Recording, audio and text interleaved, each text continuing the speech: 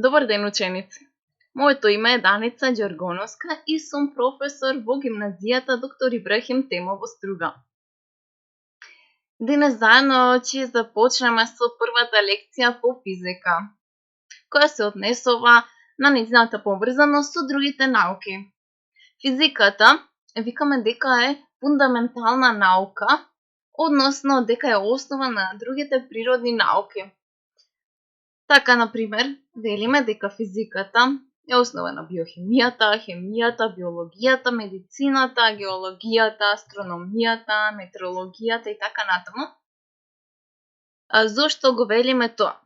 Еден доволен факт за да може да го потврдиме ова е фактот што атомите на хемиските елементи од кои е изградена материјата,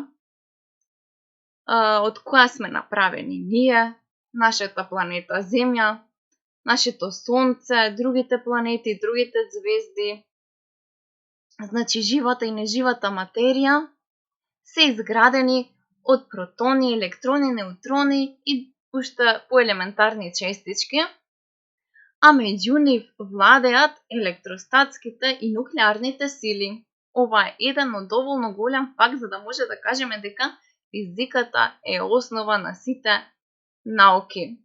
Така, например, физиката ги објаснува хемиските врски во хемијата и ред други работи, понатаму биолошките системи се направени така што во нив владеат законите, речеме, на термодинамиката, на молекуларната физика и многу повеќе од ова. Во медицината огромна е улогата на физиката. Целиот организам уствари е биолошки организам. Освен тоа, физиката има придонесено многу во биологијата, пред се со пронаоѓањето на микроскопот, најпрво оптичкиот, а сега многу понапреден електронскиот микроскоп. Во медицината, благодарение на физиката, се создадени огромен број уреди за дијагностика и третман на болести. Геологијата, која што е наука за земјата, може на многу начини да се поврзе со физиката. Еден, например, е земјотресите, како настануваат, нивното предвидување и што може да се случи. Понатаму, астрономијата. Може да се каже дека сите закони што нас не се познати и што важат тука на Земјата, важат насекаде во целиот универзум. Метеорологијата или наука за климата и климатските промени главно се основа на физиката.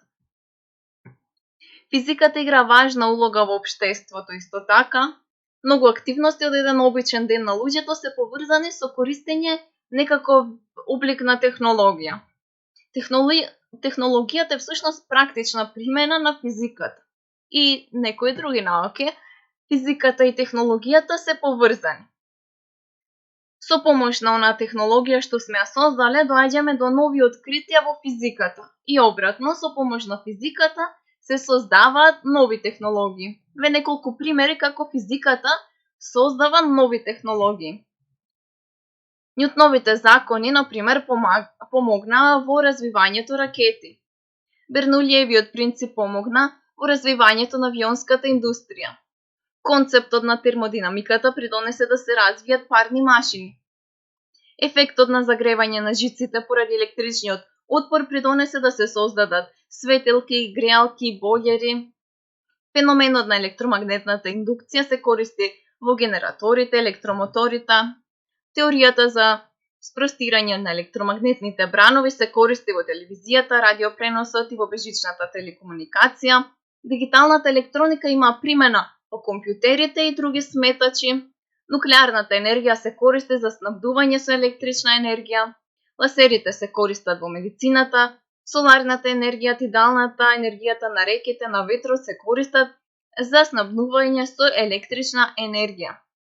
Оптичките уреди се користат за корекција на видеот, за истражување во биологијата, медицината, астрономијата. Има и многу други примери. Еве, сега пак да погледнеме неколку примери како технологијата создава нова физика. Во лабораториите по физика се користат многу различни уреди, како што може тоа да се види од сликите. Зависноста на општеството од технологијата го дава значењето на физиката во секојдневниот живот. Многу аспекти од модерното општество би биле невозможни без важните научни откритија. Овие откритија стана основа врз која се развиени новите технологии.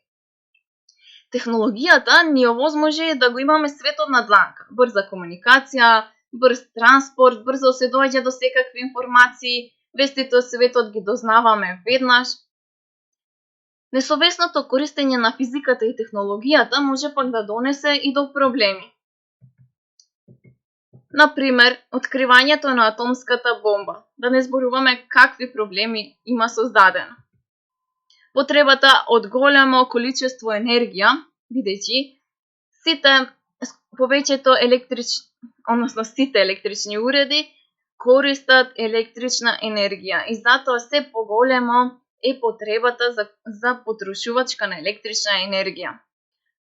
Но се користат и необновливи извори на енергија, кои што пак прават проблеми со животната средина.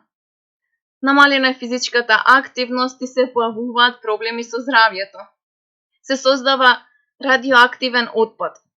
Отсуствува реалната комуникација. Ова се неколку од проблемите од несовесното и неразумно користење на технологијата создадена од физиката.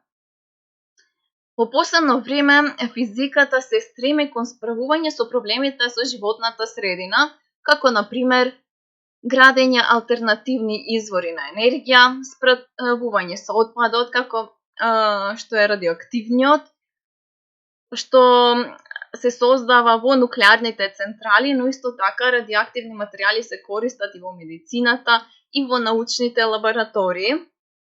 Понатаму, фрижидерите кои ја оштетува озонската обвивка сега се заменети со нов начин на работа.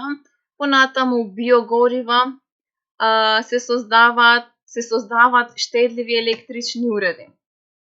Еден од проблемите кои што ги има во природата е појавата на засилен ефект на стаклена градина.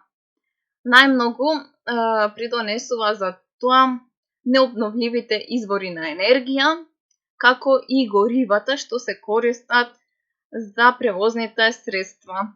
Толку за овој час, продолжуваме понатака. До гледање и ви благодарам на вниманието.